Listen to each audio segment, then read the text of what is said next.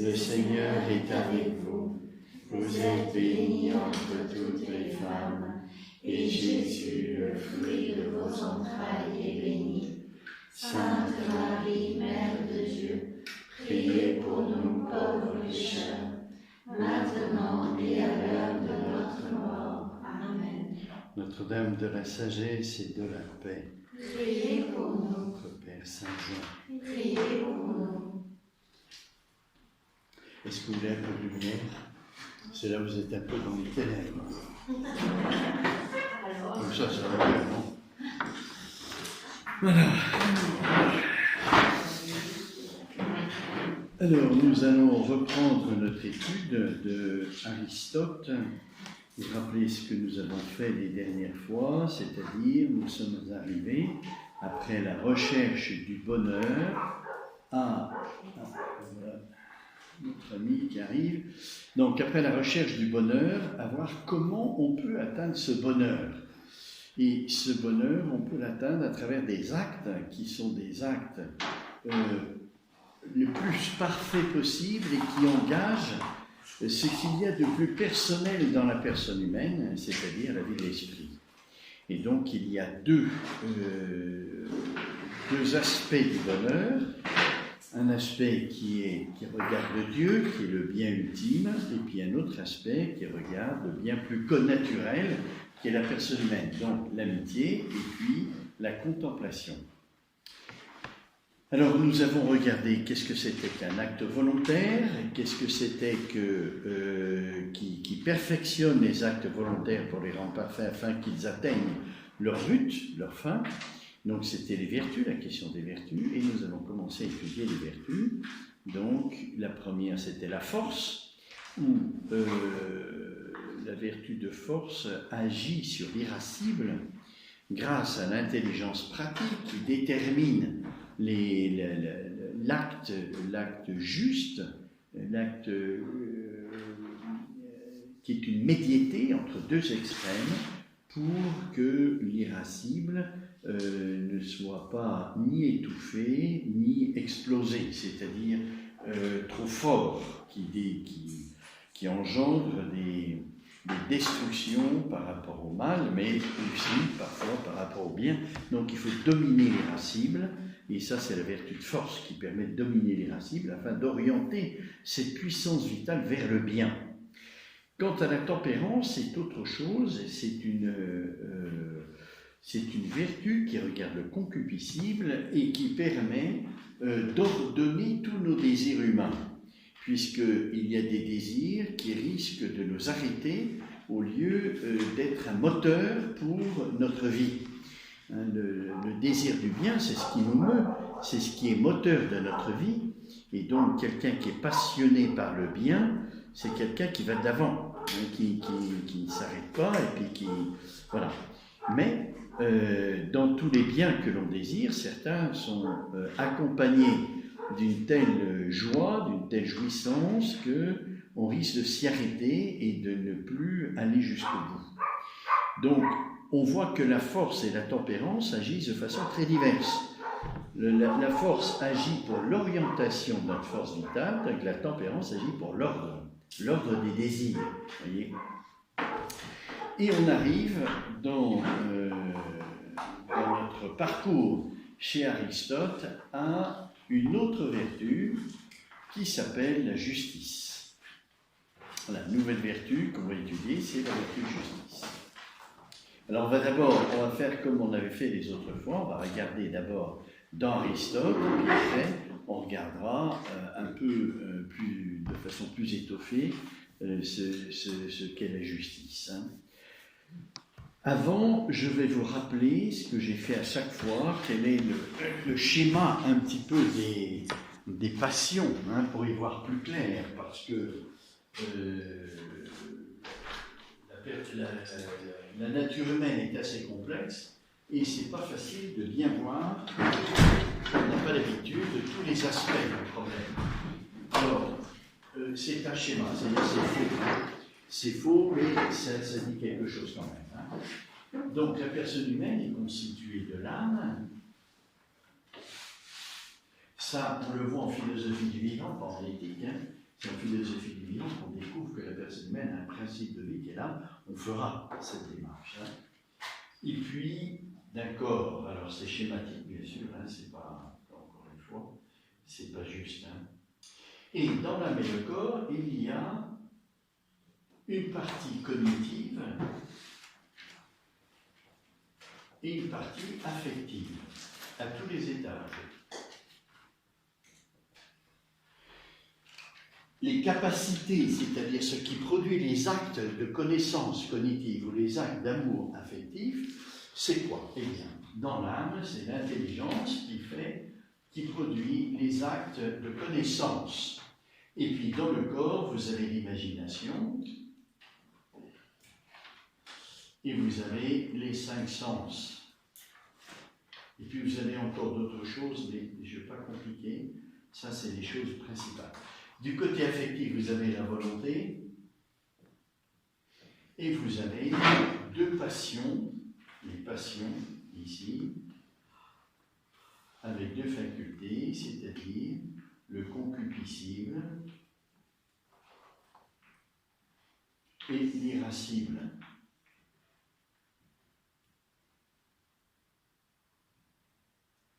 Voilà. Alors, c'est plus complexe que ça en réalité, parce que entre l'intelligence et la volonté, il y a des rapports. Hein. Par exemple, on parle du libre arbitre. Le libre arbitre, c'est une faculté qui n'est pas une faculté différente de l'intelligence et de la volonté, mais c'est la collaboration des deux. Le libre arbitre, c'est la capacité de faire des choix. Donc, pour choisir, il faut réfléchir, discerner quel est le bien et le choisir. C'est un acte de volonté. Vous voyez, une coopération entre intelligence et volonté, ce qu'on appelle le libre arbitre. Il y a la même chose ici, entre l'imaginaire et les passions, qui s'appelle la cogitative, hein, qui n'a rien à voir avec le fait de cogiter. Hein, mais c'est l'équivalent du libre arbitre au niveau sensible. D'ailleurs, c'est parfois aussi les 5 sens avec les passions aussi. Nous avions vu qu'il y avait donc, dans le concupiscible, l'influence de l'intelligence sur les passions, hein, c'est pour les régler, parce que les passions, elles sont excessives, ou au contraire étouffées. Donc, c'est quelque chose de bon, hein, ça appartient à notre nature humaine, et c'est quelque chose qui nous permet d'avancer et de nous mouvoir. Hein. Donc, dans le concupiscible, nous avons vu la tempérance, la vertu de tempérance, je viens de vous en parler, et dans l'irascible, la vertu de force.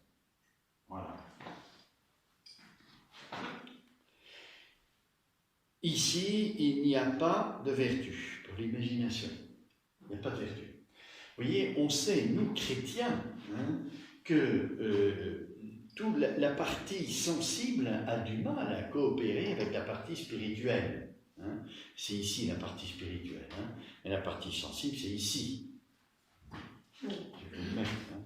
Ici, c'est la vie spirituelle. Vie spirituelle. Et ici, c'est la vie sensible. Il faudrait rajouter la vie végétative, mais ça ne nous intéresse pas pour le moment. Voilà. D'accord ? Alors nous, on sait comme chrétiens que le péché originel a créé un désordre entre la vie sensible et la vie spirituelle. C'est-à-dire que la vie sensible a du mal à collaborer avec la vie spirituelle. Vous voyez, vous voulez faire oraison, vous voulez prier, et hop, l'imagination, ça part dans tous les sens. Hein. Ou des sentiments qui vous viennent, etc., et qui vous empêchent d'être calme, d'être serein, d'être, vous voyez, tranquille. Alors, l'intelligence va agir sur les passions pour déterminer quels sont les actes qui sont les meilleurs pour atteindre la fin. La fin, c'est la volonté. Hein. C'est la volonté qui est la capacité de poser des actes qui nous font atteindre le bien. Hein. La volonté, c'est la faculté du bien, se porter vers le bien, alors que l'intelligence, c'est la faculté du vrai, se porter vers le vrai. Donc vous voyez, la volonté est supérieure à l'intelligence, parce que c'est elle qui m'unit à Dieu, qui m'unit à la personne que j'aime. Mais il faut que je la connaisse avant. Hein. Donc l'intelligence est au service de la volonté. Elle connaît pour que la volonté puisse se porter vers son bien. Mais il y a du parasitage. Alors, cette vie sensible, elle n'est pas que négative. Hein. Je vous ai parlé du péché originel et du désordre qu'il y a entre la vie sensible et la vie spirituelle. Il y a un aspect, premièrement, positif. C'est-à-dire que pour connaître, j'ai besoin des 5 sens et de l'imagination. Je ne peux pas connaître avec l'intelligence sans que j'ai vu, entendu, touché, etc. Avec les 5 sens. L'imagination est une faculté de synthèse, hein, qui regroupe tout ce que les informations des 5 sens donnent. Hein, je vois une réalité sous plusieurs aspects. Je la vois, je la touche, je frappe, j'entends le bruit qu'elle fait, etc. Et dans l'imagination, il y a une synthèse qui se fait de toutes ces informations. Et après, l'intelligence va abstraire de l'imagination son bien, ce qui lui est nécessaire. Hein. Donc voilà. Alors, où se trouve la justice? Eh bien, la justice se trouve ici.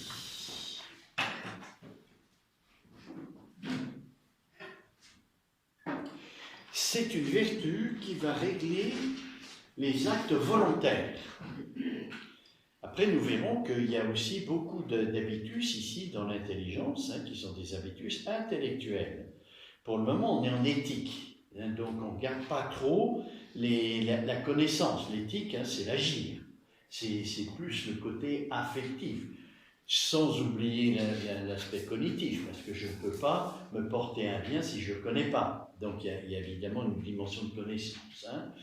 Mais c'est surtout les vertus cardinales, et puis la prudence, eh bien, on verra à la fin où est-ce qu'elle se situe, la prudence. Hein. Voilà, donc la justice, c'est ce qu'on va étudier là aujourd'hui, c'est dans la volonté. Donc c'est une vertu qui est plus élevée, évidemment, que la tempérance et la force, hein, puisqu'elle est dans la partie spirituelle. Alors ça pose une question. Comment se fait-il qu'Aristote, il n'étudie pas en premier lieu les vertus qui sont liées à la vie spirituelle, mais qu'il étudie d'abord la force, puis la tempérance? C'est un peu curieux, vous voyez? Et on pourrait pousser plus loin, dire, mais pourquoi il n'étudie pas la prudence en premier lieu, puisque c'est la prudence qui va commander toutes les vertus. S'il n'y a pas la prudence, il n'y a pas de justice, pas de tempérance, pas de force et aucune vertu. La prudence, c'est une vertu qui détermine le juste milieu pour chaque vertu. Hein, c'est une sagesse, si vous voulez, une sagesse pratique, la prudence, parce qu'elle détermine l'acte convenable pour atteindre notre fin. Alors, on peut se poser la question, mais pourquoi est-ce qu'Aristote ne commence pas par l'étude de la prudence, puisque c'est elle qui commande toutes les autres vertus. Et après, on aurait étudié la justice, et puis après, la force ou la tempérance. Eh bien, il fait le contraire. Il termine par la prudence, et il fait la justice après la tempérance et la force. Et c'est pas pour rien. C'est pas pour rien. Il y a des raisons à ça. D'autant plus, alors on pourrait ajouter que Aristote se trouvait face à Platon, et vous vous rappelez, quand on a fait au tout début la critique qu'Aristote portait à Platon, c'était sur quoi? C'était sur la question du bien. Et la question du bien, c'est la volonté qui se porte au bien.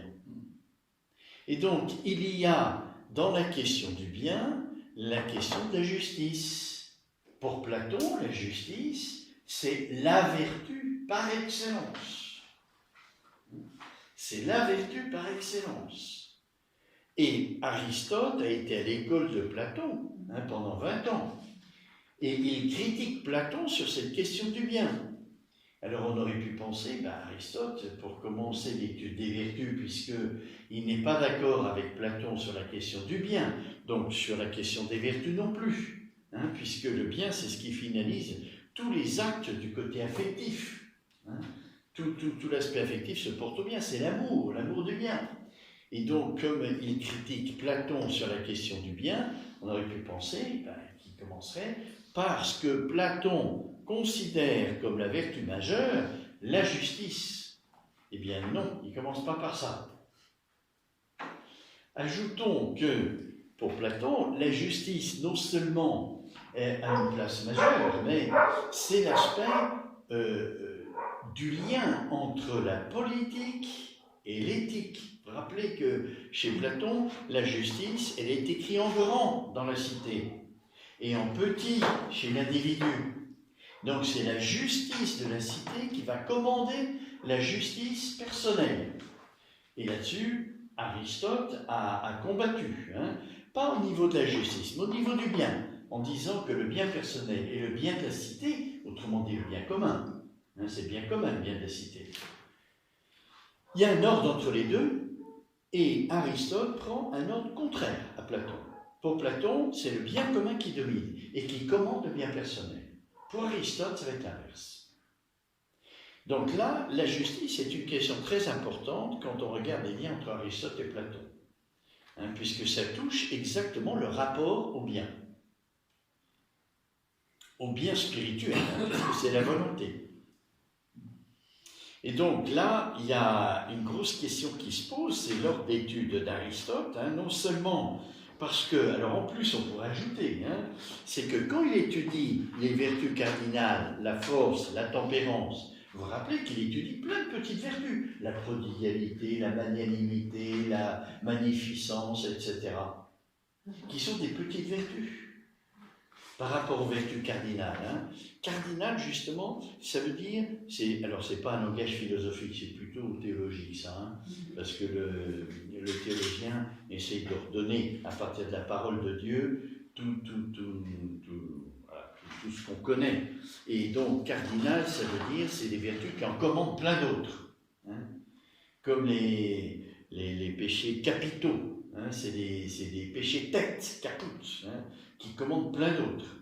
Eh bien, les vertus cardinales, c'est les vertus principales, ça veut dire principales exactement, et plein de petites vertus qui sont en dépendance de la tempérance.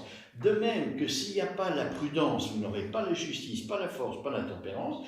De même, si vous n'avez pas la force, vous n'aurez pas la prodigalité, la magnificence, etc. Donc la question, c'est comment ça se fait que Aristote commence par la force, puis l'étude des petites vertus, la tempérance, et puis après la justice, et puis tout ce qui en dépend. C'est un peu bizarre comme ordre. C'est pas l'ordre que nous, on aurait pris. Parce que nous, on aurait dit, eh bien, étudions la prudence, puis après la justice, et puis après les vertus mineures. Alors, comment répondre déjà? C'est une question de méthodologie, ce n'est pas une question de fond, mais ça touche quand même l'ordre, donc la sagesse. Alors, la réponse, c'est que je crois qu'Aristote ne prend pas un ordre logique, mais un ordre d'expérience. Vous voyez, l'ordre d'expérience, c'est justement... pour atteindre ma fin, eh bien, il faut que je commence d'abord à régler tout ce qui est l'obstacle majeur à atteindre la fin, c'est-à-dire les passions. Et donc, dans les passions, premièrement la force, puis la tempérance, et puis après la justice, et voilà. Donc, je crois que c'est plutôt un ordre d'expérience que Aristote prend. C'est pas un ordre de sagesse, comme pourrait le faire le théologien, mais c'est un ordre d'expérience. Voilà. Alors, ceci dit, nous allons voir ce que dit Aristote sur la justice. C'est une vertu qui est assez difficile à comprendre. Ce qu'il y a de commun entre Platon et Aristote, c'est que pour tous les deux, la justice va être le nœud qui permettra d'ordonner, ou plutôt, ça sera la conséquence de l'ordre qu'il y a entre la politique et l'éthique. C'est-à-dire entre l'agir communautaire, qui est finalisé par le bien commun, et l'agir personnel, qui est finalisé par le bien personnel. Voyez ? Si je mets la politique avant l'éthique, alors c'est Platon. C'est le bien commun qui commande le bien personnel. Pour Aristote, ce n'est pas le cas. Pour Aristote, l'État dépend de la famille. c'est-à-dire de l'amour personnel. Et si les familles sont bonnes, l'État sera bon. C'est pas le contraire. Pour Platon, c'est l'État qui dicte ce qui est juste. Vous voyez, et là, c'est une divinisation de la justice. Qui détermine le bien et le mal? C'est l'État? C'est Dieu qui détermine le bien et le mal. Si je dis que la justice de l'État commande la justice personnelle, alors c'est l'État, Dieu, qui décide ce qui est juste, ce qui n'est pas juste, donc ce qui est bon et ce qui n'est pas bon. Parce que l'acte juste est bon. Voyez, c'est la justice qu'on appelle la justice légale. La justice, il y a plusieurs types de justice, voyez. Et donc la justice légale, c'est la justice des lois. C'est la justice que produit l'État. Alors pour Platon, c'est ça qui commande. Voyez, et on s'achemine vers une tyrannie comme ça. Puisque si c'est l'État qui décide ce qui est bien et ce qui n'est pas bien, eh ben c'est la tyrannie. Alors que pour Aristote, c'est ce qui se passe aujourd'hui. Je ne veux pas tirer des conclusions, mais faites-les vous-même, vos conclusions. Faites-les vous-même. Moi, je dis la vérité. Après, vous dites ce que vous voulez. Vous tirez les conséquences que vous voulez. C'est comme le film qu'on a vu sur Saint-Suaire et la Tilma. Les scientifiques disent voilà nos conclusions. Après, vous dites ce que vous voulez. Mais cet homme qui a été dans le Saint-Suaire, il correspond à un homme qui a vécu à telle époque, dans tel lieu, telle torture, telle. Ben, voilà, si vous voulez dire que c'est le Christ, libre à vous, mais ça correspond exactement à ce que nous savons du Christ. Donc là, je fais pareil. Je vous dis la vérité, et puis après, vous tirez les conclusions que vous voulez. Voilà. Donc, mais ça, c'est une question extrêmement importante.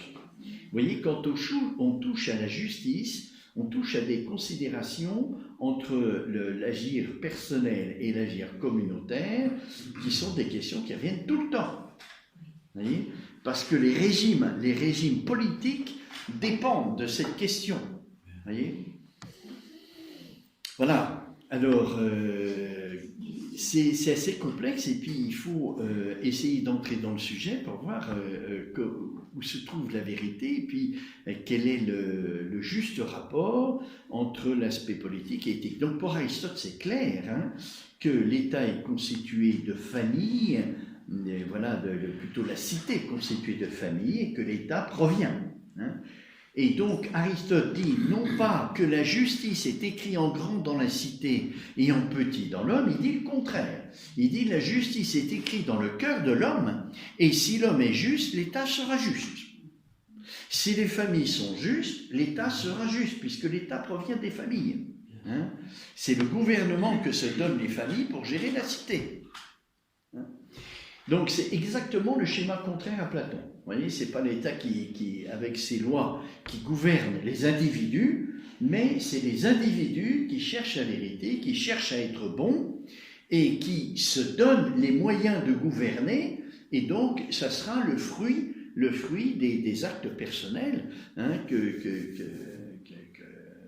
résultat disons, d'une vie communautaire, mais basée sur la vie personnelle qui va construire l'État. Voilà, donc en gros, les positions de Platon et d'Aristote qui sont contraires, et nous allons voir donc maintenant ce que dit Aristote sur la justice, et le premier point, il commence à faire une topique historique, c'est-à-dire à voir quelles sont les différentes opinions qui ont été dites sur la justice, pour pouvoir voir les questions qui se posent, parce qu'il y en a d'autres qui ont réfléchi avant nous sur la justice et qui posent des questions qui peuvent nous intéresser.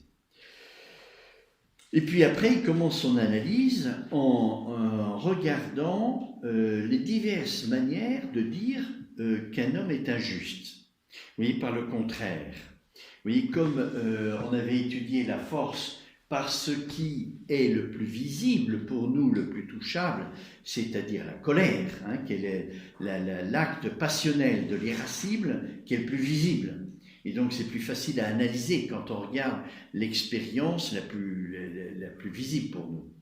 Et donc, pour la justice, il fait un peu la même chose, il regarde les manières dont on dit qu'un homme est injuste. Parce que l'injustice, ça nous touche plus que la justice. Hein, ça nous blesse plus que la justice, qui est le mode normal, qui devrait être le mode normal. Alors voici ce qu'il dit. Nous sommes au livre 5 hein, de l'éthique à Nicomaque, donc on a bien avancé. On ne peut pas tout regarder en détail parce que vous voyez, c'est quand même très épais. Au chapitre 2, voici ce qu'il dit en 1129 à 30 jusqu'à 1129 B1. Comprenons donc en combien de sens se dit l'homme injuste. On considère généralement comme étant injuste à la fois celui qui viole la loi, celui qui prend plus que son dû, et enfin celui qui manque à l'égalité. Donc, 3 aspects, hein, celui qui va contre la loi de l'État, la justice légale, celui qui prend plus que son dû, la justice qu'on appelle commutative, hein, tu as travaillé tant d'heures, je te donne tant d'argent. Hein, ce que Aristote appellera le contrat, la justice de contrat. Hein. Et puis enfin, celui qui manque à l'égalité. Voilà. Là, alors là, ça touche aussi le bien commun. Ça. De sorte que de toute évidence, l'homme juste sera à la fois celui qui observe la loi, celui qui respecte l'égalité. Donc l'égalité dans le contrat, puis l'égalité entre les hommes. Hein. Alors, donc en regardant l'injuste, on distingue tout de suite plusieurs types de justice. Hein, la justice légale, et puis une autre justice qui est plus personnelle, disons, hein, du contrat, hein, et puis la justice aussi, j'allais dire, sociale, hein, c'est-à-dire l'égalité de tous. Le juste donc est ce qui est conforme à la loi, ce qui respecte l'égalité, et l'injuste, ce qui est contraire à la loi, ce qui manque à l'égalité.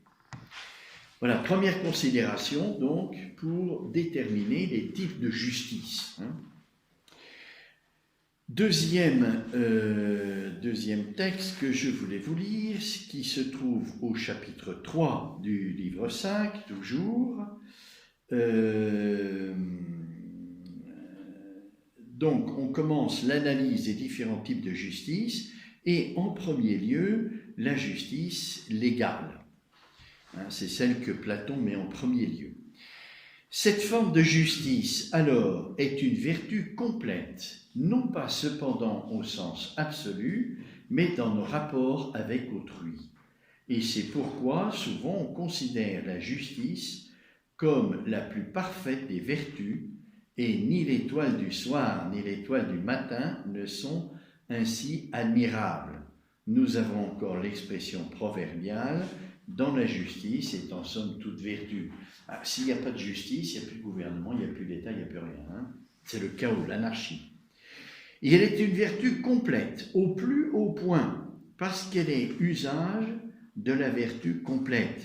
Et elle est complète parce que l'homme, en possession de cette vertu, est capable d'en user aussi à l'égard des autres, et non seulement pour lui-même. Si en effet beaucoup de gens sont capables de pratiquer la vertu dans leurs affaires personnelles, dans celles qui au contraire intéressent les autres, ils en demeurent incapables. Voyez ? Donc là, ils considèrent la justice légale en rapport avec la justice personnelle. La justice personnelle, c'est comment je me rapporte avec l'autre. Est-ce que je le respecte ou est-ce que je ne respecte pas ? La justice légale, c'est la justice des lois, qui règle les rapports de tout le monde, avec tout le monde. Tandis que la justice personnelle, c'est moi avec un autre. Hein ? Vous voyez bien la différence. Hein ?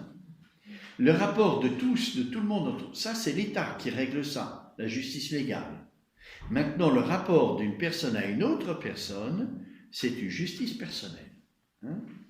C'est différent. Et donc, il dit que la justice légale, elle est complète, parce qu'elle suppose la justice personnelle.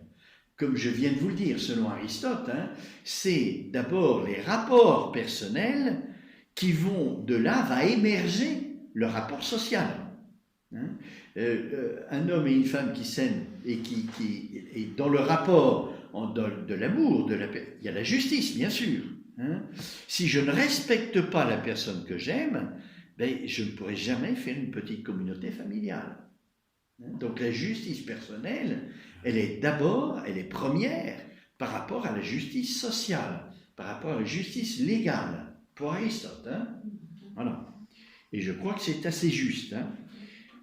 Donc, il appelle ça une justice complète, la justice sociale, justement, parce qu'elle présuppose l'autre, qui d'une certaine manière est plus fondamentale, mais plus importante.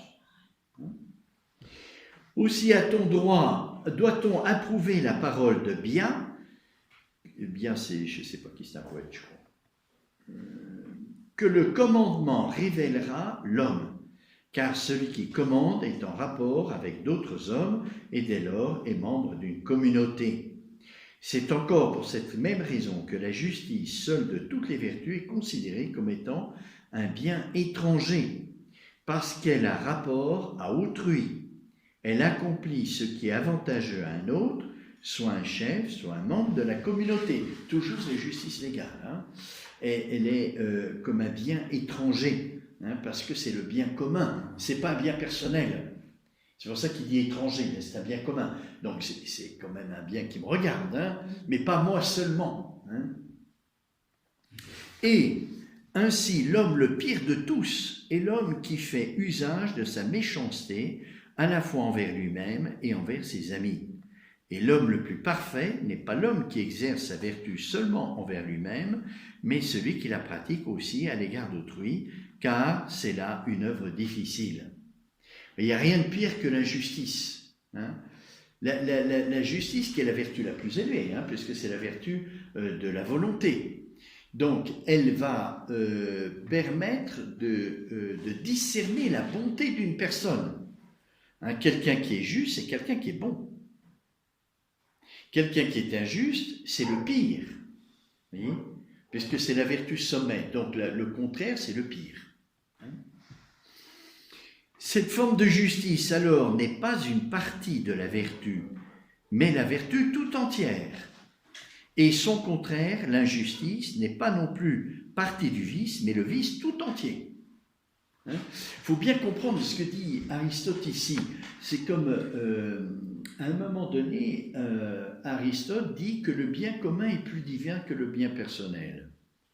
C'est dans le même sens, quand il dit que la vertu de justice sociale est plus complète que la vertu personnelle. C'est pas qu'elle est plus élevée, c'est qu'elle présuppose l'autre.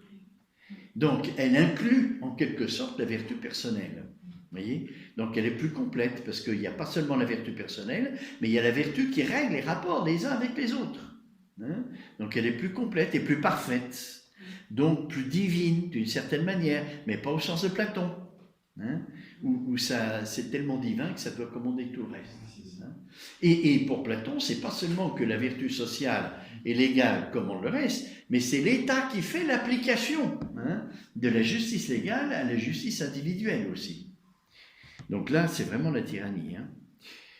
Quant à la différence existant entre la vertu et la justice ainsi comprise, elle résulte clairement de ce que nous avons dit. La justice est identique à la vertu, mais sa quiddité n'est pas la même. En tant que concernant nos rapports avec autrui, elle est justice. En tant que telle sorte de disposition pure et simple, elle est vertu. Bon, ça c'est des petites... voilà. C'est le contenu de la justice, la quiddité, c'est ce qu'est la justice, ça règle les rapports d'une personne avec une autre. Voilà. Tandis que la justice est identique, voilà, la quiddité de la justice, eh bien, c'est la justice légale. Voilà. La justice parfaite, c'est celle-là.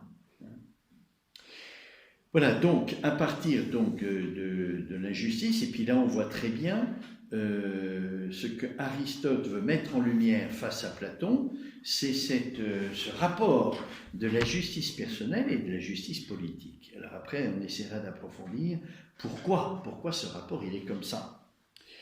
Juste encore un dernier texte, c'est sur l'équité. C'est-à-dire, Aristote considère que il y a la justice personnelle, il y a la justice légale qui règle le bien commun, le rapport de chacun au bien commun, donc de l'ensemble de la cité, et puis il y a l'équité. L'équité qui n'est pas la justice, mais qui est supérieure à la justice. C'est-à-dire, c'est les exceptions. Il peut y avoir des exceptions à la règle. Voilà. Hein, parce que la justice légale ne tient pas compte des personnes et des situations. Hein, c'est très universel. Et il peut savoir, par exemple, je ne sais pas, vous roulez sur l'autoroute, eh bien, ou sur la route, il y a un code de la route, ça fait partie de la justice sociale. Hein, ça fait partie du bien commun. Mais vous êtes dans une situation d'urgence et vous êtes obligé d'aller plus vite.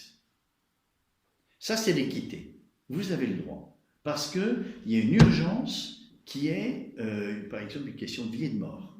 Hein, et vous devez aller plus vite. Donc ça, c'est l'équité. On regarde les situations et les personnes. Tandis que la justice légale ne regarde pas ça. C'est universel. Et normalement, un État devrait tenir compte de l'équité. Vous voyez ? Alors, voilà ce que dit Aristote sur l'équité. Nous avons ensuite à traiter de l'équité et de l'équitable et montrer leurs relations respectives avec la justice et avec le juste. En effet, à y regarder avec attention, il apparaît que la justice et l'équité ne sont ni absolument identiques, ni génériquement différentes. C'est-à-dire que l'équité a rapport avec la justice, mais ce n'est pas la justice. Justice sociale, c'est le code de la route. Donc, l'équité a rapport avec ça, hein, puisque j'ai dépassé la vitesse. C'est une autre justice, ce n'est pas la justice sociale, c'est autre chose, mais ce n'est pas étranger. Donc, ce n'est pas génériquement différent, ça appartient aussi à la justice, mais à un autre type de justice. Donc, ça se distingue de la justice. C'est ce qu'il dit ici. Hein. Il apparaît que la justice et l'équité ne sont absolument pas identiques, c'est autre chose, mais pas totalement différentes. Hein, ça a un rapport. Voilà. Tantôt, nous louons ce qui est équitable et l'homme équitable lui-même, au point que par manière d'approbation, nous transférons le terme équitable aux actions autres que les actions justes, et en faisant un équivalent de bon, en signifiant par plus équitable qu'une chose est simplement meilleure. Hein? Quand on dit c'est équitable, on veut dire que c'est meilleur que la simple justice. C'est équitable parce qu'il était dans une situation d'urgence. Tantôt, par contre, en poursuivant le raisonnement, il nous paraît étrange que l'équitable, s'il est une chose qui s'écarte du juste, de la justice sociale, de la loi, hein, reçoive notre approbation. Mais quelqu'un qui meurt de faim, il va prendre son bien à l'étalage. Il va contre la justice sociale qui veut qu'on ne veuille pas. Mais c'est équitable, parce qu'il n'a rien, il risque de mourir. Il est en danger, vous voyez, en précarité totale. Donc c'est équitable de faire ça. C'est une justice qui est une super justice, vous voyez, qui n'est pas la justice légale. Alors là, on touche quelque chose, vous voyez, c'est une justice plus personnelle. Et on voit très bien dans l'équité que la justice personnelle, elle dépasse la justice légale. Vous voyez ? Et ça, c'est Aristote, hein, parce que Platon n'accepte pas ça. C'est la justice légale qui est l'absolu pour Platon. Hein. Il nous paraît étrange que l'équitable, s'il est une chose qui s'écarte du juste, reçoive notre approbation. S'ils sont différents en effet, ou bien le juste, ou bien l'équitable n'est pas bon. Les deux sont bons, hein, mais dans telle circonstance, c'est l'équitable qui l'emporte. Ou si tous deux sont bons, c'est qu'ils sont identiques. Le problème que soulève la notion d'équitable est plus ou moins le résultat de ces diverses affirmations, lesquelles sont cependant toutes correctes. D'une certaine façon, elles ne s'opposent pas les unes les autres. Hein, quand on dit la justice légale est bonne, mais l'équitable qui veut autre chose, elle est aussi bonne et meilleure même. Ça ne veut pas dire que la justice sociale est mauvaise. Elle est bonne, mais dans l'application pour laquelle elle est faite. L'intention du législateur, voilà, ça compte pour la justice, hein. Même pour l'équité. Parce que l'intention du législateur, évidemment, quand il fait les lois sociales qui sont valables pour tout le monde, il comprend qu'il peut y avoir des exceptions. Vous voyez ? Donc l'intention du législateur, quand il fait des lois universelles, il accepte à l'avance qu'il puisse y avoir des exceptions. Vous voyez ? Et comment on peut nommer le législateur ? Comment on peut nommer ? Oui, qui c'est en fait ? Qui est-ce ? Le législateur ? Oui. Ben, c'est ce sont qui font les lois. Alors les lois, normalement, ça dépend du régime politique que vous avez. Nous sommes en démocratie, donc ce sont les députés qui votent des lois, qui sont les représentants du peuple. Donc c'est le peuple lui-même, vous voyez ce que disait Aristote, hein, c'est les familles, normalement, hein, qui font les lois, vous voyez, qui s'organisent entre elles pour faire les lois sociales. Donc à partir de représentants, et puis les représentants pensent aux lois qu'il faut voter. Oui. Donc en fait, les lois sociales, c'est un peu comme des garde-fous. Oui. Alors, vous voyez, on dit que la loi, la législation sociale, la justice légale, voilà, elle est faite pour éduquer le peuple, c'est-à-dire pour lui faire des actes bons. Mais attention, hein, quand on dit ça, on peut retomber dans la vision de Platon, où tout est regardé à partir de l'État. Hein. C'est pas faux. Hein, la loi, la justice sociale, elle est éducative aussi. Hein. Mais à bien comprendre, hein, c'est-à-dire que l'origine de ces lois, c'est la base, hein, c'est les familles. En effet, l'équitable, tout en étant supérieur à une certaine justice, est lui-même juste. Hein, ce n'est pas la justice sociale, mais ça lui est supérieur, et c'est la justice aussi. Parce qu'on regarde la personne. Et ce n'est pas comme appartenant à un genre différent qu'il est supérieur au juste. Ça reste dans l'ordre de la justice, l'équitable. Mais ce n'est pas la justice sociale. Vous voyez, tout à l'heure, on avait dit que la justice sociale était la plus complète, parce qu'elle assume la justice personnelle. Eh bien, dans la justice personnelle, il y a aussi l'équité. Hein? Il y a donc bien identité du juste et de l'équitable, et tous deux sont bons, bien que l'équitable soit le meilleur des deux. Ce qui fait la difficulté, c'est que l'équitable, tout en étant juste, n'est pas le juste selon la loi, mais un correctif de la justice légale. Vous voyez, les jurisprudences, par exemple. La jurisprudence, c'est des exceptions à la loi, et ça rentre dans l'équité. Et maintenant, la jurisprudence, ça fait partie du code légal. Hein. C'est qu'une fois qu'on a fait une jurisprudence pour quelqu'un, il faut l'appliquer. Le principe d'égalité, hein, l'égalité entre tous les citoyens, s'il y en a un qui a une équité, parce qu'il était dans... Eh bien, on doit l'appliquer aussi à tous ceux qui seront dans la même situation. L'égalité entre les citoyens. Hein. Et pour le coup, ça engendre une nouvelle loi. Alors voilà, ça peut engendrer une nouvelle loi, tout à fait. Hein. C'est pour ça que la justice légale, elle évolue. Vous voyez, les lois changent. Non pas parce que la morale change, mais parce que le bien commun est de plus en plus complexe. Vous voyez, la justice légale du Moyen-Âge ne sera pas la justice légale d'aujourd'hui. Aujourd'hui, ça sera beaucoup plus complexe. Parce que le bien commun est beaucoup plus complexe. Et selon Aristote, on pourrait dire que c'est comme des petites routes entre la vie spirituelle et la vie sensible, l'histoire de l'équitabilité. L'équité, pardon. C'est-à-dire... En fait, c'est comme des petites... des ponts, puisque ça permet des relations entre... vu que l'équité, c'est autorisé. Oui, c'est une exception à la justice légale pour une personne parce qu'elle était dans donc, une... je me disais, est-ce que ça fait des relations entre la vie spirituelle et la vie sensible et qui finalement se perdent? Non, je dirais pas ça. Hein. C'est pas.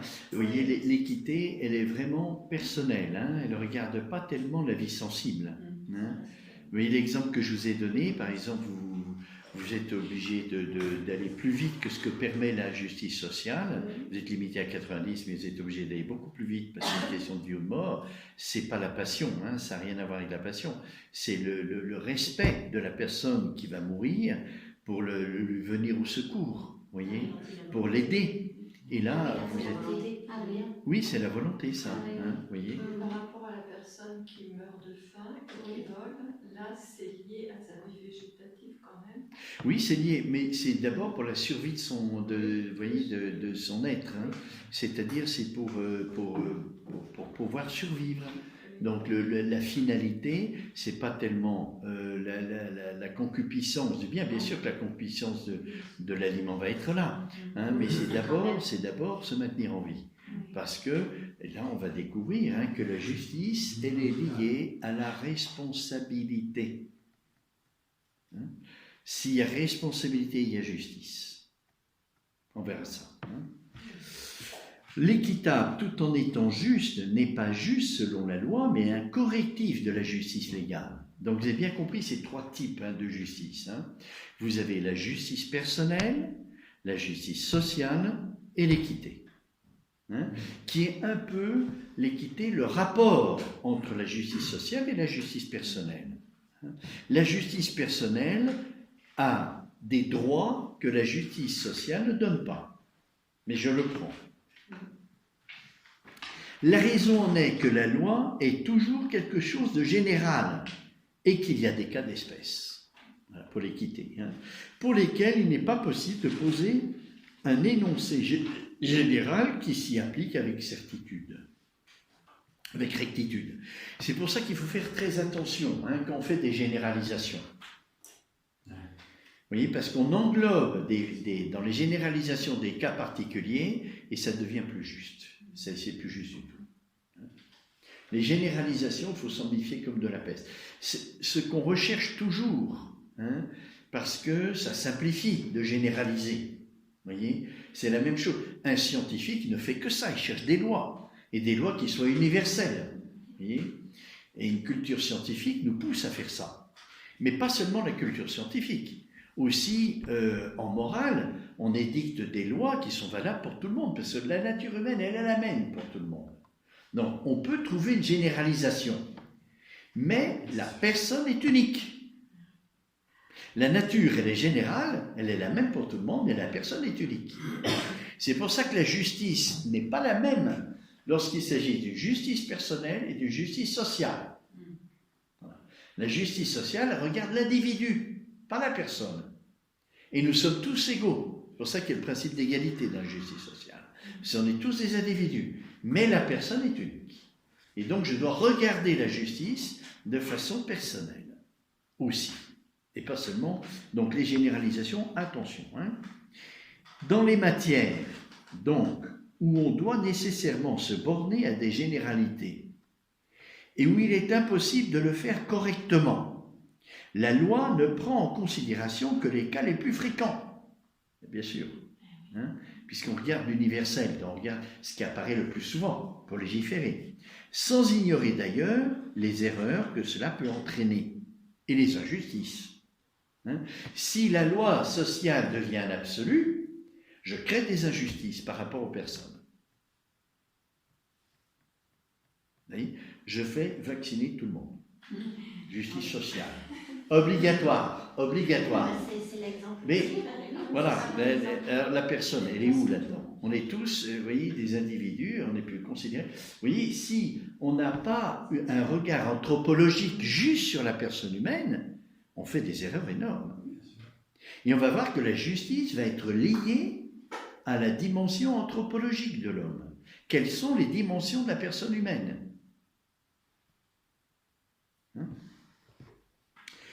Donc, les cas les plus faits, sans ignorer d'ailleurs les erreurs que cela peut entraîner. La loi n'en est pas moins sans reproche, car la faute n'est pas à la loi ni au législateur, mais tient à la nature des choses, puisque, par leur essence même, la matière des choses, de l'ordre pratique, revêt ce caractère d'irrégularité. La loi sociale, vous voyez, à cause de l'équité, on pourrait la juger mauvaise. Mais non, elle est normale, et il faut qu'il y ait cette justice sociale.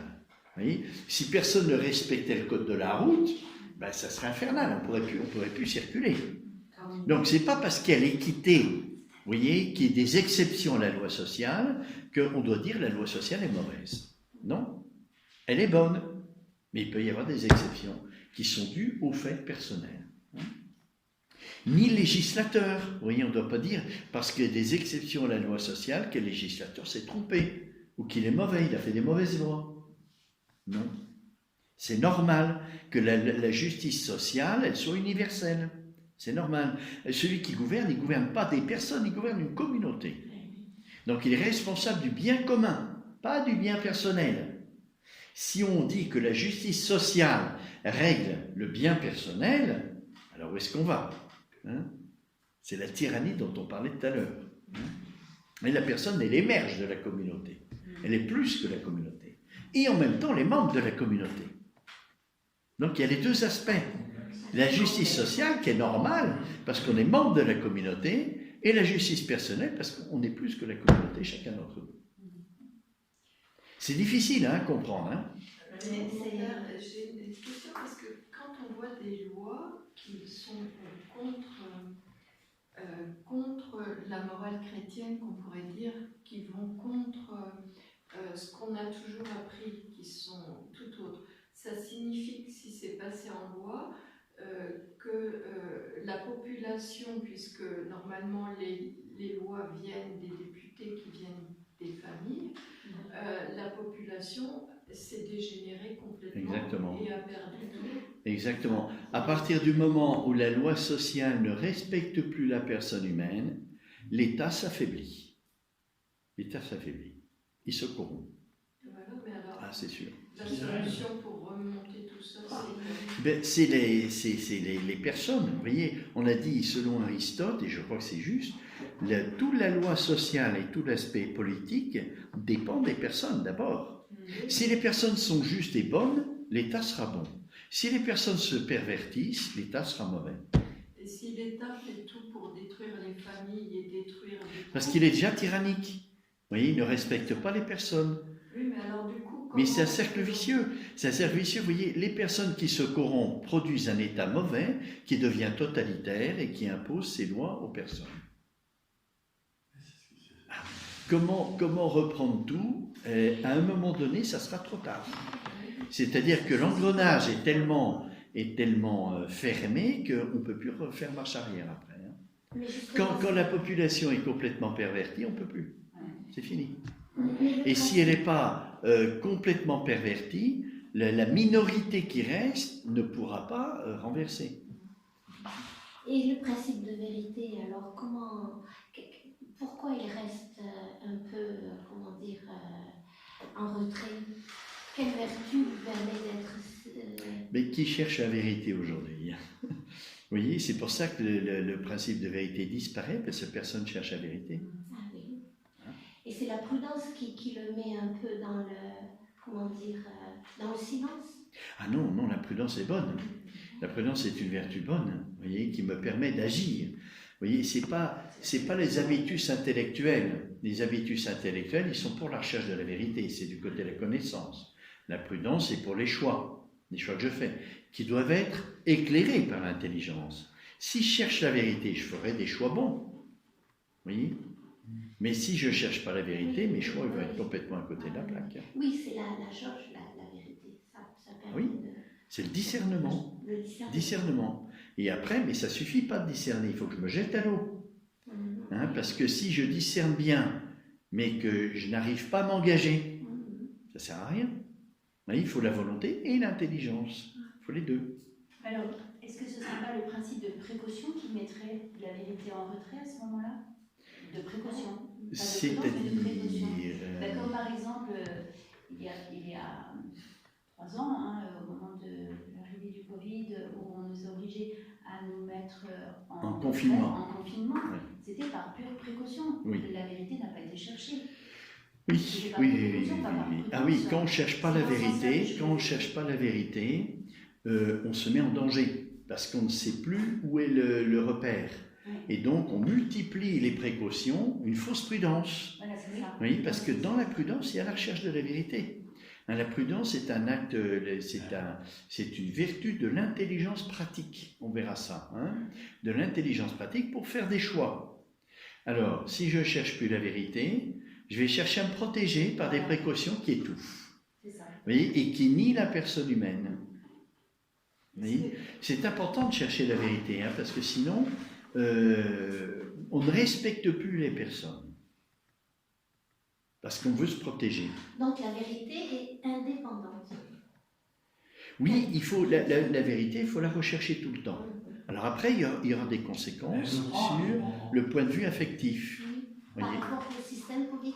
Hein? Par rapport au système politique. Oui, il faut toujours chercher la vérité. D'abord, parce que c'est ma fin personnelle. Si je cherche la vérité, je vais me porter au bien le meilleur, parce que je l'aurai discerné. Si je cherche la vérité, je vais découvrir l'existence de Dieu et je vais me porter à Dieu. Voyez? Si je ne cherche pas la vérité, alors va être mon bien qui va être la finalité de ma vie? Ça va être n'importe quoi. Ça va être mes instincts. Je me laisse emporter par mes instincts et ça ne sera pas le bonheur. Et ce sera l'esclavage en fait. L'esclavage, la dépendance. C'est pourquoi il est écrit dans le Nouveau Testament, la vérité vous rendra libre. Exactement. Et oui. La vérité Donc, rend libre. Je comprends pourquoi. C'est Saint Jean, ça. Oui. La vérité vous rendra libre. Hein. Tout à fait. Pour Si on cherche la vérité, on peut faire les bons choix. Vous voyez, et donc atteindre notre fin. Donc on chemine vers le bonheur. Alors, je termine le passage. Hein. Donc, vous voyez, la justice touche quand même des questions importantes, hein, de rapport entre la personne et la communauté, entre le bien personnel et le bien commun, entre la justice sociale et la justice personnelle. Hein. C'est tous ces aspects-là qui sont tellement importants aujourd'hui. Hein. Quand par suite, la loi pose une règle générale, et que là-dessus survient un cas en dehors de la règle générale. On est alors en droit, là où le législateur a omis de prévoir le cas, jurisprudence par exemple, et a péché par excès de simplification, de corriger l'omission et de se faire l'interprète de ce qu'eût dit le législateur lui-même s'il avait été présent à ce moment-là, et de ce qu'il aurait porté dans sa loi s'il avait connu le cas en question. Vous voyez, Jésus dit, le jour du sabbat, si un de vous a un âme qui tombe dans le puits, il ne va pas le rechercher. Vous voyez, pour faire comprendre quelle est l'intention de la loi sociale, qui était une loi religieuse, hein, le sabbat. Il y a des exceptions, parce que la finalité personnelle passe devant. Oui. De là vient que l'équitable est juste. Même si elle ne suit pas la justice, elle est juste. Et qu'il est supérieur à une certaine espèce de juste, non pas supérieur au juste absolu, mais seulement au juste où peut se rencontrer l'erreur due au caractère absolu de la règle. Ce n'est pas le législateur qui a fait une erreur, il est obligé de faire des lois universelles. Vous voyez? Mais il ne peut pas tenir compte de tous les cas, ce n'est pas possible. Parce que les personnes sont multiples et elles sont uniques. Donc, il faut que le législateur comprenne que sa loi sociale, ce n'est pas un absolu. Voilà. S'il comprend que ce n'est pas un absolu, alors ça va. Il est juste. Le législateur est juste. Telle est la nature de l'équitable, c'est d'être un correctif de la loi, où la loi a manqué de statuer à cause de sa généralité. En fait, la raison pour laquelle tout n'est pas défini par la loi, c'est qu'il y a des cas d'espèce pour lesquels il est impossible de poser une loi, de telle sorte qu'un décret est indispensable. Oui, une jurisprudence ne sera pas forcément une loi, hein, parce que ça peut être un cas exceptionnel qui ne peut pas se généraliser. De ce qui est en effet indéterminé, la règle aussi est indéterminée, à la façon de la règle de plomb utilisée dans les constructions de Lesbos. De même que la règle épouse les contours de la pierre et n'est pas rigide, ainsi le décret est adapté aux faits. La justice doit tenir compte des faits. On voit aussi clairement ce qu'est l'équitable, que l'équitable est juste et qu'il est supérieur à une certaine sorte de justice. De là résulte nettement aussi la nature de l'homme équitable. Celui qui a tendance à choisir et à accomplir des actions équitables et ne s'en tient pas rigoureusement à ses droits dans le sens du pire, mais qui a tendance à prendre moins que son dû, bien qu'il ait la loi de son côté, celui-là est un homme équitable. Et cette disposition est l'équité qui est une forme spéciale de la justice et non pas une disposition entièrement distincte. Vous voyez, l'équitable peut jouer dans le sens inverse. C'est-à-dire, la loi, c'est qu'on me donne tant pour tant d'heures de travail, mais celui qui me paye, je vois qu'il est en difficulté. Et que si je demande mon dû, ça fait sauter tout, le bien commun. Donc, je vais prendre moins. Eh bien, c'est équitable aussi. Oui.